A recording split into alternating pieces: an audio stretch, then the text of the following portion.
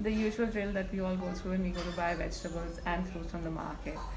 So as soon as we come back, obviously the mask, we take off the mask, finally get rid of the mask, and then the gloves are still on.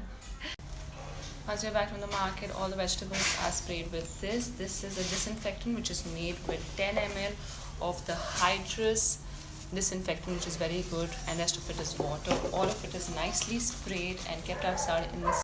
These are the various disinfectants that we use at home. If we have Savlon, then we put a cap of this into a smaller spray that I have with water, or we use the sanitizer, which is this, which is the Garnier sanitizer. Just in case HYDRUS is not available or the spray bottle is not there, then what we do is that once we bring the vegetables and the fruits from the market, we wash it under the tap and we keep it outside once we wash them for a few hours and then bring it inside the house. So these are the few things that me and my family are doing to stay safe and just to take a few precautions during these trying times.